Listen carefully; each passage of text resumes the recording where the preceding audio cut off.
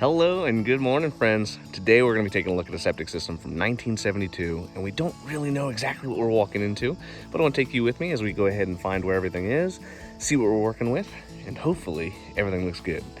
All right, so septic systems in our area are pretty straightforward.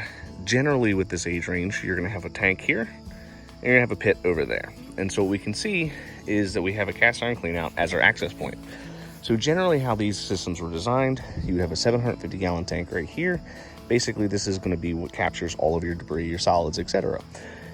Over there is going to be your pit. So they would always do one tank to one pit, and that's just the way that the county did it over here. Now, let's go ahead and talk a little bit about the tank. So we see that the tank is accessible by a cast iron cleanout. Now, this style of tank is about a 750 gallon tank. A little bit small for modern standards, but for these old school systems, that's just how they were built. So usually you'll see a 750 on a 2 to 3 bedroom home. Every now and again a 4-bedroom home, but even back in the day, 4 bedrooms would need about 1,000 to maybe 1,250 gallons worth of space. So this cast iron cleanout, this is going to be over the front of the tank. And when you're using these style of systems, you got to make sure that you have the access point over the front, because that's where you're most likely to get a clog. So this cleanout is going to be on the front. There's going to be another lid buried in the middle, and another smaller lid on the back, also buried. This particular tank's about 4 feet below the surface, so we usually recommend a manhole riser just to help make it where it's a little bit more efficient to clean the tank. What is a septic tank though?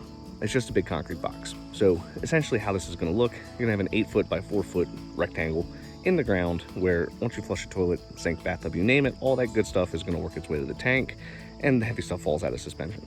From there, basically it's like a large clarifier. All the heavy stuff falls down, lighter stuff floats, and the liquid stays in the middle. In the back of the tank is a thing called a baffle. So that's why it's super important to use a mirror and a flashlight to see where everything is.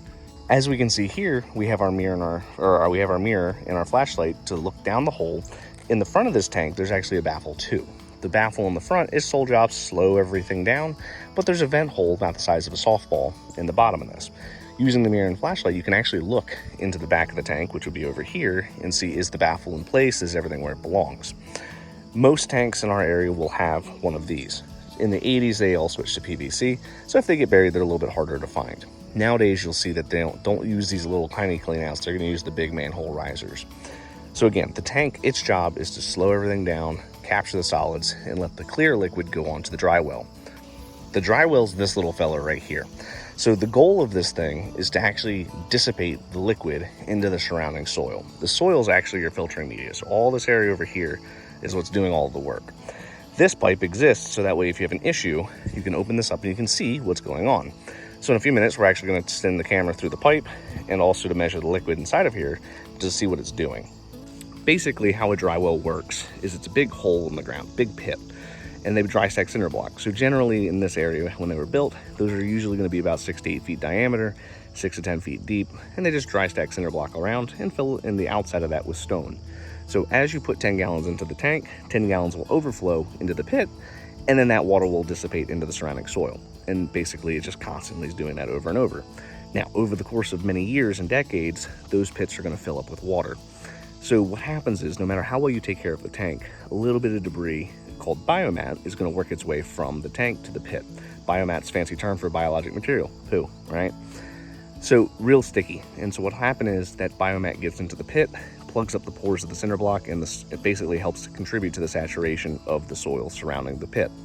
Over the course of usually 30 or 40 years, the pit will fill up and it's got nowhere else to go but either up out to the surface or back to the tank. At 4 foot below the surface, the likelihood of this tank having it back up to the surface is low. It's usually just going to be into the tank itself. So how you check to see if it's working is you measure the liquid depth, introduce some water, see what it does. So it might be hard to hear on camera, but we have water running from the house into the tank. We can see that it's flowing very smoothly, and what we want to check is we want to check that it's flowing over to the pit, which we can hear water flowing from the home to the tank, from the tank to the pit. I'm not sure if you can hear it, but it's flowing very smoothly into everything. It's at this point that basically we want to make sure we measure the liquid in that pit. We introduce our volume of water, measure again, and see what changed. Ideally, nothing, right? But sometimes things will change. As these things age, they'll start to fill up with water. So if it's an unoccupied home, this one's not, but if it is an unoccupied home and you see that the water level rises, What you should do is keep filling it until eventually it stops, or you take a measurement, come back the next day, see did it go down, right? If it never goes down, then you know that that system's got saturation and it's got a problem. So let's go ahead and take a peek after a few minutes, see if anything changed. All right, so we've gone ahead, we've run our water, we've measured it. Everything looks like it's in pretty good shape. Doesn't really look like it's got a whole lot of water in there already. Benefits of having a relatively older occupant, which is fine. That means that the system's not really getting taxed as much. So whenever you're trying to get an old system like this to last a little bit longer, what you need to make sure you're doing is taking care of the tank, right? By pumping the tank out, not putting stuff down there that doesn't belong going down there, you should be able to get a significantly longer shelf life out of the absorption system. That'll end up saving you thousands of dollars. So human waste and toilet paper, that's the only thing that should ever go inside of your septic tank. If it's not one of those two things, if it's questionable or if it's got any kind of stretch to it, don't put it down there. You're just asking for problems. Now, you don't have to torture yourself with one ply. You can use normal toilet paper like a normal human being, but just be smart, right? If you found this useful, or if you found this interesting, hit that like button, hit subscribe. I have more videos posted every day on the world of well and septic. And until next time, guys.